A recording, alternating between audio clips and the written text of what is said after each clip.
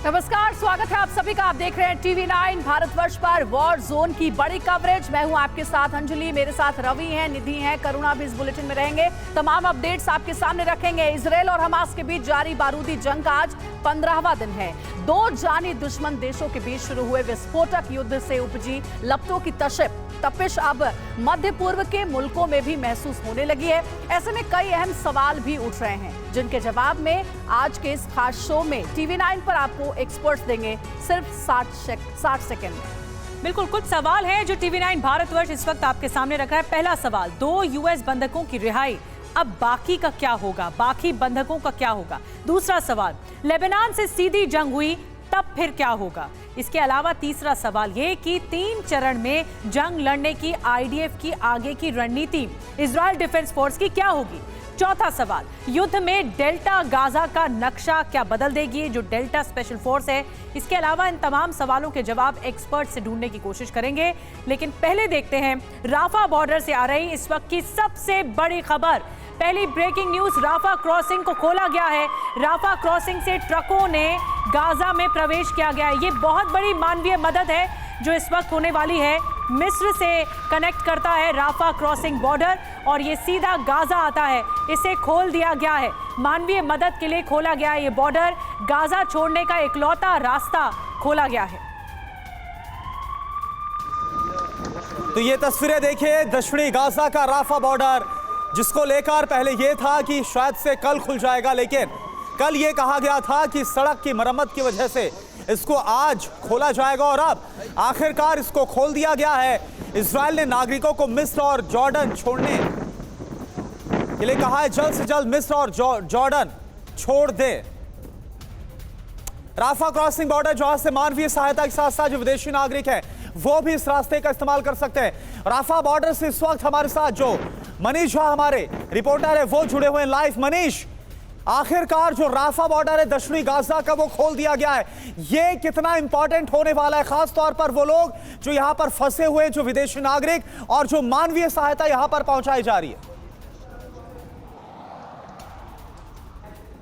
बिल्कुल करुणा, देखिए लगभग 1 दर्जन से अधिक देशों के इसमें इन्वॉल्व होने के बाद ये कामयाबी मिली है कि कुछ मिनट पहले राफा क्रॉसिंग को खोल दिया गया है और सैकड़ों की संख्या में जो ट्रक इजिप्ट बॉर्डर की तरफ से कतार में खड़े थे ताकि वो मानवीय मदद लेकर गाजा पट्टी के अंदर जा सके, ताकि लाखों लोगों को खाना, पानी, दवाई और दूसरी ज़रूरी सुविधाएं मिल सके, उसके लिए अभी पहले ट्रक की एंट्री हो गई है।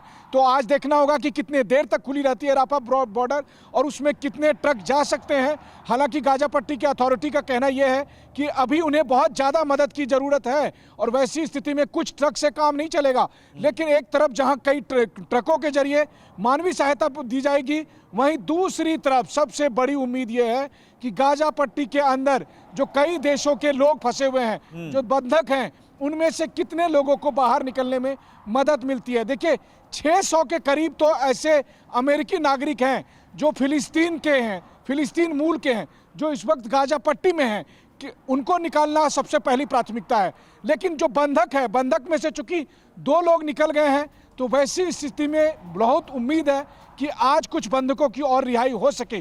कई और देश इसमें इन्वॉल्व हैं। वहीं दूसरी तरफ तमाम यूरोपीय देश भी अमेरिका के अलावा जिनके बंधक हैं, वो भी इजरायल पर दबाव डाल रहे हैं कि अभी फिलहाल राफा क्रॉसिंग के आसपास कोई एयर स्ट्राइक ना हो और ना ही इजरायल कोई ग्राउंड ऑपरेशन करे, ताकि उन बंधकों की रिहाई की जा सके। देखिए 2 हफ्ता बीत चुका है, बंधकों की हालत क्या है किसी को नहीं मालूम। कल जो 2 बंधक रिहा हुए वो स्वस्थ दिख रहे हैं, लेकिन बाकी बंधक कैसे हैं नहीं मालूम।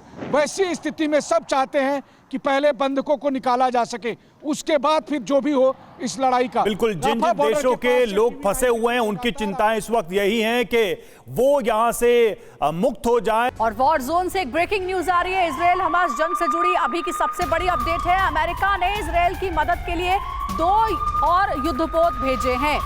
भूमध्य सागर पहुंचे 2 और अमेरिकी युद्धपोत। आज माउंट विटनी के साथ एक अन्य युद्धपोत पहुंचा है। भूमध्य सागर में अब 10 अमेरिकी युद्धपोत मौजूद है। करीब 15,000 अमेरिकी सैनिक भी तैयार हैं।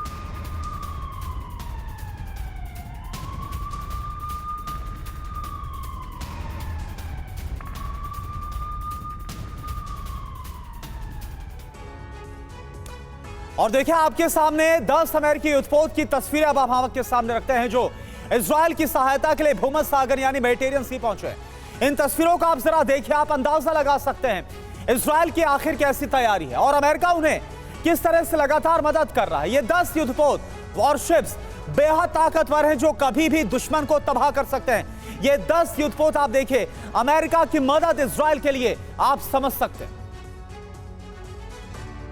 तो ये 10 तस्वीरें इस वक्त हम आपको दिखा रहे हैं और अब आपको बताते हैं कि इजराइल के पास कैसे एक और सेना है।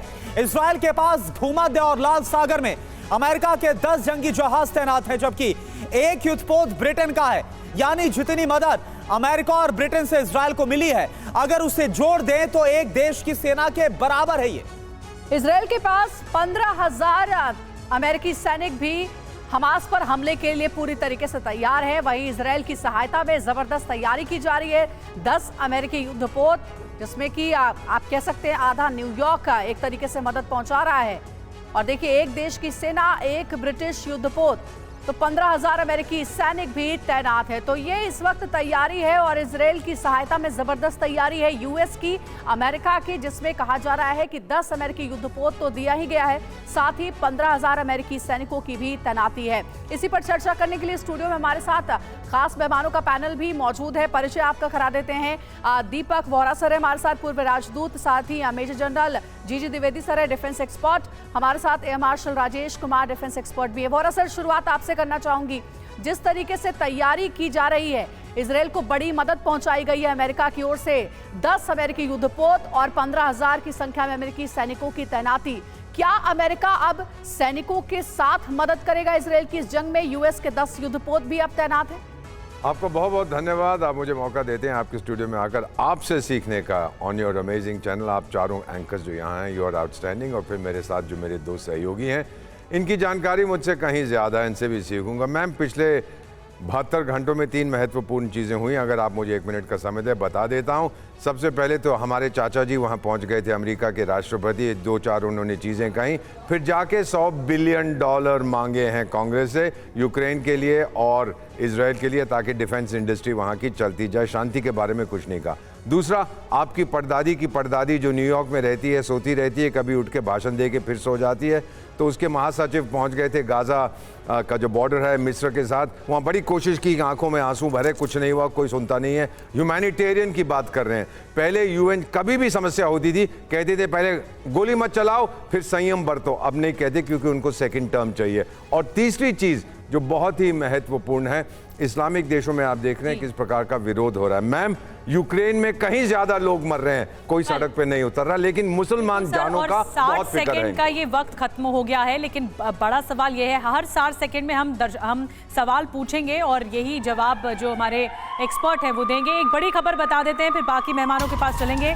बड़ी खबर है, बंधकों को लेकर अभी भी बड़ी खबर आ रही है। हमास ने कैदियों की अदला बदली की शर्त रखी है। हमास ने 6,000 कैदियों को रिहा करने को कहा है। इजराइल की जेलों में बंद हैं 6,000 फिलिस्तीनी। हमास के पास बंधक हैं 200 से ज्यादा लोग। इजराइल से रिहाई के बाद सभी बंधक रिहा होंगे, कहना है हमास का। और आइए अब इस बंधक संकट को समझते हैं। 250 वर्सेस 6,000, ये समझना आपके लिए जरूरी है। हमास का दावा है कि उसकी कैद में 200 से 250 बंधक हैं। इजराइल समेत कई देशों के लोग इस वक्त उसकी कैद में है, यानी बंधक हैं। हमास ने कैदियों की अदला बदली की जो शर्त है वो रख दी है सामने। 6,000 फिलिस्तीनी कैदी को रिहा करे इजराइल, ये कहा गया है। इजराइल की जेलों में 6,000 फिलिस्तीनी इस वक्त बंद हैं। 2011 में हुई थी कैदियों की अदला बदली। आपको याद होगा कि एक इजरायली सैनिक के बदले जिसे बंधक बनाया गया था फिलिस्तीन में, उसके बदले 1,027 फिलिस्तीनी कैदी रिहा किए गए था। बड़ा सवाल क्या है? बड़ा सवाल यह कि क्या हमास की शर्त मानेगा इजराइल? यह एक बहुत बड़ा सवाल है। कुछ और इंफॉर्मेशन है, चलते हैं लोअर स्टूडियो। द्विवेदी सर, मैं आपके पास आना चाहूंगी। यूएस बंधकों की रिहाई के बाद बाकी जो इजरायली बंधक हैं, क्या उनको भी छोड़ा जाएगा? उनका क्या होगा? देखो, ये बंधकों के पहले रणनीति समझनी बहुत ज़रूरी है कि ये हमास की रणनीति थी कि बंधक लिए जाएं, फिर सौदाबाजी की जाए, और वो सौदाबाजी का चरण चल रहा है। और बंधक जो होते हैं ये पहली बात नहीं है, ये बहुत पहले से भी पैलेस्टीन हमास की ये स्ट्रेटजी रही है। और हर एक जो आतंकी गुट होता है वो बंधक बनाता है, फिर उसको उसका इस्तेमाल करता है। अभी ये बंधक कैसे छोड़े जाएंगे ये डिपेंड करेगा, मुनहसर होगा कि आगे की लड़ाई कैसे चलती है। अभी इस समय जो है इजराइल वो ऑफेंसिव में है, गाजा में जो है उसका ऑफेंसिव है। वो बताया जैसे आपने कि 3 चरण में होगा। पहला चरण चल रहा है जिसमें ज़्यादा से ज़्यादा नुकसान होगा। दूसरा चरण होगा जो कि पॉकेट्स हैं हमास की, उनको वो लेंगे। और तीसरा चरण है वो पूरी वहाँ की गवर्नमेंट या वहाँ का सिस्टम बदलेंगे। तो ये जो चरण होगा बंधकों का आप देखेंगे ये बहुत सौदाबाजी होगी, बिल्कुल, और छोड़े जाएंगे। और कहीं ना कहीं हमास को ये पता था कि ये एक ऐसी कमजोर नब्ज है जिसको हमने पकड़ लिया तो हम मजबूर कर देंगे। और देखिए अगली बड़ी खबर, इजिप्ट में इजरायल के खिलाफ प्रदर्शन, हिजबुल्लाह से हमला करने की अपील। हिजबुल्लाह से इजरायल पर हमला करने की मांग की गई है। इस प्रोटेस्ट में आप देखिए हिजबुल्लाह से कहा जा रहा है कि वो हमला करे, यानी एक और बड़ा मोर्चा खोल दे। हालांकि हिजबुल्लाह हमले कर रहा है लेकिन खुलकर लड़ने की मांग की जा रही है इन प्रदर्शनकारियों की तरफ से। ये तस्वीरें हम आपको दिखा रहे हैं इजिप्ट में जहां इजरायल के खिलाफ प्रदर्शन किया गया।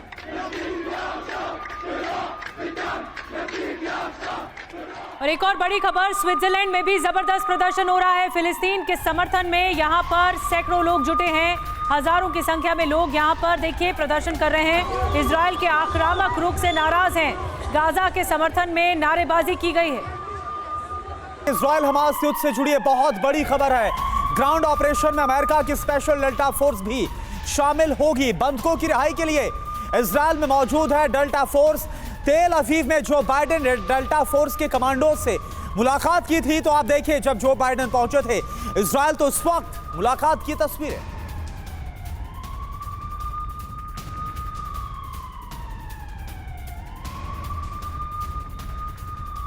तो अमेरिकी डेल्टा फोर्स के बारे में जानना भी बहुत जरूरी कि आखिर है क्या खासियत, क्यों आखिरकार इनको खास तौर पर जो बंधक ऑपरेशंस हैं उनको छुड़ाने के लिए इन्हें लगाया जाता है। तो आप देखिए अमेरिकी डेल्टा फोर्स, क्या इसकी खासियत है, पॉइंटर्स आपके सामने। आतंकी गतिविधियों से निपटने के लिए डेल्टा फोर्स का गठन किया गया, बेहद कारगर है ये।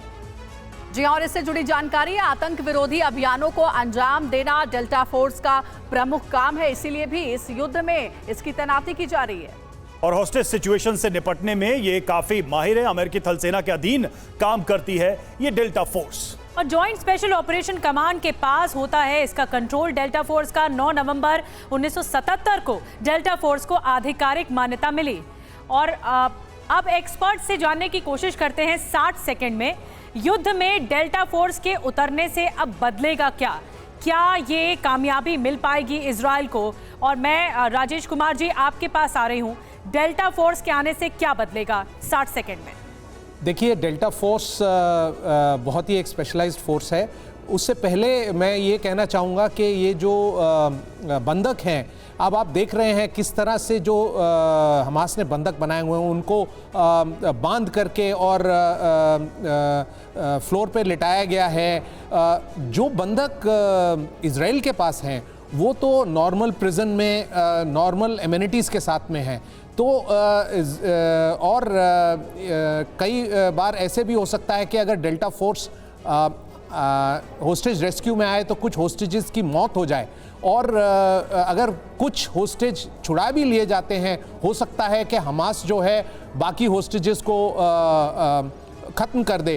तो डेल्टा फोर्स को बहुत ही एहतियात बरतना पड़ेगा और उनको बताना पड़ेगा कि उनके पास एक प्लान होगा जिससे वो करेंगे, लेकिन वो सक्षम हैं और बिल्कुल मौके की तलाश में हैं। लेकिन अभी तो चुनौती सबके सामने यही है कि शांतिपूर्वक और बिना किसी नुकसान के ये सभी लोग रिहा हो जाएं। और देखिए इस वक्त एक और अपडेट है, इजरायल हमास युद्ध लंबा खींचने की आशंका बनी हुई है। अमेरिका ने दी इजरायल को सलाह, हिजबुल्लाह पर बड़े हमले से बचने की सलाह है अमेरिका की। तो देखिए ये दूसरी बड़ी सलाह है। पहले तो ग्राउंड ऑपरेशन रोकने की सलाह लगातार अमेरिका की तरफ से, और अब देखिए हिजबुल्लाह पर बड़े हमले से बचने की सलाह अमेरिका दे रहा है इजरायल को।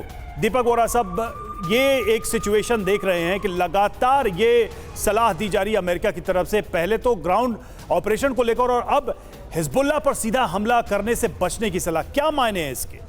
इसका यही मतलब है कि इस कॉन्फ्लिक्ट को आप बढ़ाइए मत, क्योंकि अगर आपने पंगा लिया इजराइल के साथ तो फिर इजराइल इतना ठोकेगा, हम उनकी मदद करेंगे, आपकी मदद के लिए कोई नहीं आएगा। सर, लेबनान में सरकार वरकार कुछ नहीं है, सब कुछ वहाँ हिजबुल्लाह है। एक चीज़ मैं आपको बता देता हूँ, माई पर्सनल असेसमेंट, किसी ने बताया नहीं है, जो सांप का सर है वो तेहरान में है और वो कुचला जाएगा समुंदर के जरिए नहीं, अफगानिस्तान के जरिए। आप देखते जाइएगा सर। मेरा मानना है ग्राउंड अटैक गाजा पे नहीं होगा, ग्राउंड अटैक होगा ईरान पर थ्रू अफगानिस्तान। बड़ी बात आप कह रहे हैं, आपने 30 सेकंड में ही समेट दिया इस सवाल के जवाब को कि अब जो गाजा दरअसल लड़ाई नहीं है, लड़ाई तो ईरान तक पहुंचेगी और यही ईरान की फोर्स भी ग्राउंड पर उतरेगी। एक बड़ी खबर और बता दें, गाजा की हवा में फैला जहर। अब ये क्या है? WHO ने चिंता जताई है जहर को लेकर। पीने के पानी की भारी किल्लत है, महामारी फैलने का खतरा भी बढ़ गया है।